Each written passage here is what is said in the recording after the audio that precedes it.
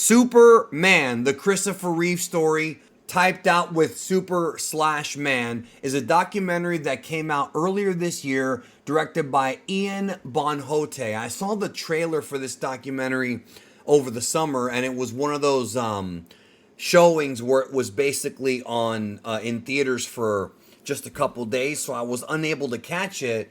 It is now available on Max, and Christmas evening I had a chance to check out this documentary.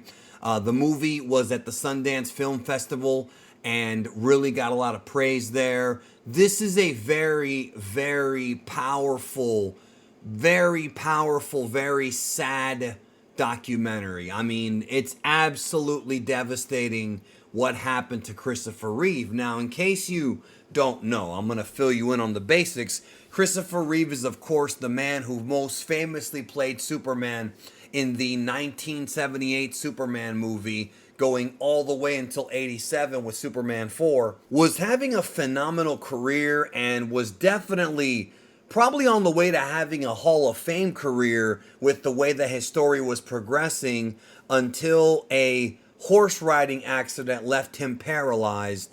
And as a result of that, he was never the same again. As you can imagine, you literally are never the same again, physically and mentally, if your entire body but your neck and up is paralyzed.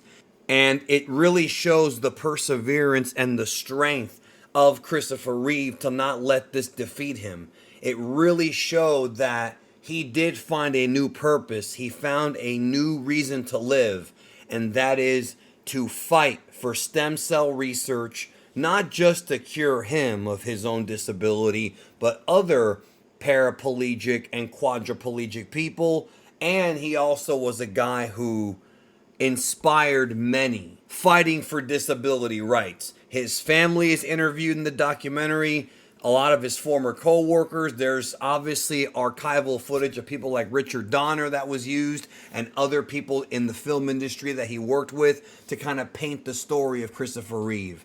This documentary is devastating. It's not just because of what happened to Christopher Reeve with his paralysis and later his death, but also how it affected his family, his wife, and things of that nature. The story begins all the way back to his childhood with his parents divorcing, the effect that it had on him, which would lead to him eventually adopting theater. One of the people that is discussed a lot in this documentary and talked about with respect is Robin Williams, somebody else that we lost way too soon. Robin Williams and Christopher Reeve, I did not know this because I didn't follow the career of Christopher Reeve that much. I knew him from Superman, and I saw a few other movies of his, but I wasn't, when he got his biggest jolt of fame, I either wasn't born or I was too little. In fact, I saw Superman on television way before ever seeing a Superman movie in theaters. The first time I ever saw a Superman film in theaters was in 2006 when Superman Returns came out. So I missed a lot of his career, and I'm sure many of you did as well. You were born after, but this does a great job of catching you up with the fact that him and Robin were close. They had a very jovial relationship. It seemed like a great friendship, and it also talks about Christopher Reeve's relationships throughout the years and what he meant as a father to his children. They do have a lot of home video, home footage of him at home with his kids. But they also, of course, discuss the dark side of fame, which is that he wasn't always home. And that's something a lot of showbiz families have to deal with, especially those in the music industry or those that are married to athletes and people of that nature, is that your very famous father is, or mother, whomever, is bringing home a lot of money to give you a lot of privilege and give you opportunities that normal folks don't get. The payoff to that, though, is that you're not going to see them around as much as maybe you deserve to, or maybe is most mentally healthy for the upbringing of the child. So what they do with the documentary is they kind of go from two different parts, two different phases of Christopher Reeve's life. His blowing up in Hollywood, and then they sort of flash back to his younger years. So you're going between like the 70s, the 80s, and the 90s, And the documentary jumps around with various dates to kind of tell the story, which would lead to his eventual casting as Clark Kent / Kal-El in Superman. And what a big movie that was. I mean, the documentary is not just about the Superman films. They get obviously a lot of screen time as well. They should, because they really are Christopher Reeve's most well-known franchise. But I mean, I can't even begin to explain, and I caught it later in life. I understood it from hearing people older than me. But when Superman first came out in the 70s, like, it was a year after Star Wars, and the late 70s with Star Wars, Superman, and Alien, I mean, we were seeing things we had never seen before. And we live in a world now where there's a new comic book movie or TV show every month. We're kind of, in some ways, I don't want to say spoiled, but in some ways we've kind of been almost, given a surplus of comic book stories. But Superman 1978, with a very serious filmmaker and Richard Donner, written by the same man who wrote the Godfather book, Mario Puzo, starring the Godfather himself, Marlon Brando, who got top billing in that movie, not Christopher Reeve, because Marlon Brando was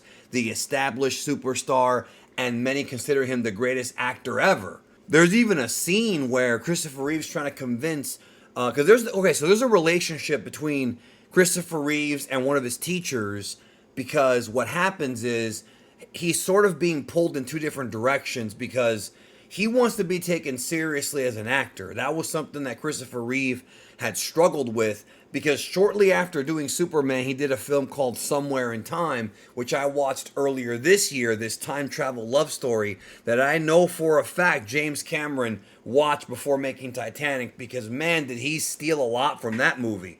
Well, anyways, in Somewhere in Time, it's a romantic film, it's a drama with a little bit of sci-fi, it's time travel. It's not really Superman. Yeah, Superman has a love story, but it wasn't quite like this. Superman was still an action-adventure story with some love in it.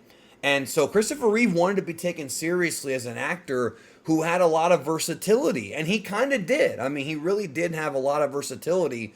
It's just that people saw him as Superman, and he obviously was one of those guys that kind of got annoyed with that to a degree instead of embracing it. When you look at some actors, like look at, for example, how Harrison Ford and Mark Hamill, how they treat their sort of Star Wars, history. Mark Hamill really seems to care a lot about Luke Skywalker, at least he used to before the sequel trilogy, and what happened to him in those movies. Whereas Harrison Ford, for a long time, almost wanted to distance himself from Star Wars because he was a more versatile actor, and he is, and actually so is Mark Hamill. But when you're in a super iconic movie like Star Wars or Superman, I mean, it's that can envelop your career. Christopher Reeve was Superman and forever will be Superman. And ultimately, that's, I think, why this documentary was made, because the whole point of this documentary, the whole journey behind it, is that it's supposed to show that while Christopher Reeve played Superman on the silver screen, he himself was a real-life Superman without heat vision, without the ability to fly, without super strength. He was a Superman because of his super endurance and his super motivation to try to find a cure so that one day he and many others would walk again. And the film does go into how there was a time where he started to move his fingers and his family started getting hope. And, the whole stem cell thing, like there's just a lot. And as of the recording of this video, stem cell research has advanced a lot, and it's being used now to rehab a lot of injuries from athletes, usually in Colombia, Mexico, still not in the United States, which that's a rant for another day.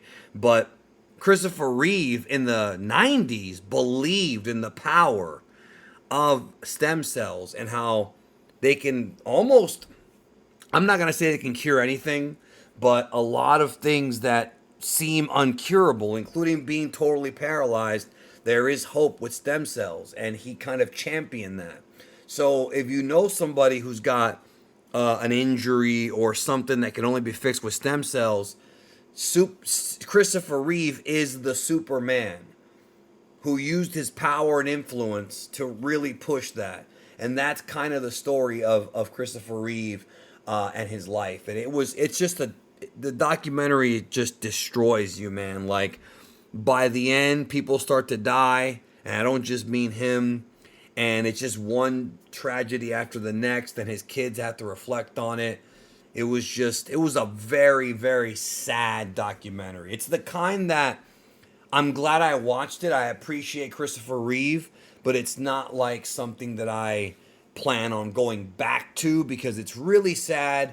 But it is something I think everybody should see at least once. At least see it once. I'm not going to be watching this every 2 weeks, but I think it should be seen at least once to truly understand. Just think about how horrifying and scary your life is if you couldn't move your arms or legs. And the movie really made me thankful that I'm able to do that, because I think we take things for granted sometimes. I think we take that especially in this country, man. I've been trying to be more of a grateful person this year and last year. And it's just kind of fucked up because I think that we sometimes need to be really grateful for what we have. You know, I live in a house. I have air conditioning. I don't have to worry about being, surviving a war zone or having a crippling injury.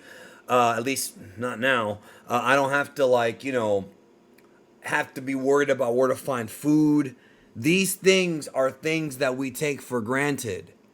And these are things that we need to sometimes, I'm not saying every day to think about it, but often we should think about it. Think about the things in your life that you take for granted, like the ability to walk, and how much more difficult it would be if you lost the ability to walk. That's what I'm talking about. So check out the documentary at least once, but be warned, it is sad. Very tragic, heartbreaking story, but also inspiring. Very inspiring. I really hope y'all had a good holiday. More videos coming non-stop here on World of Geekdom. Take care.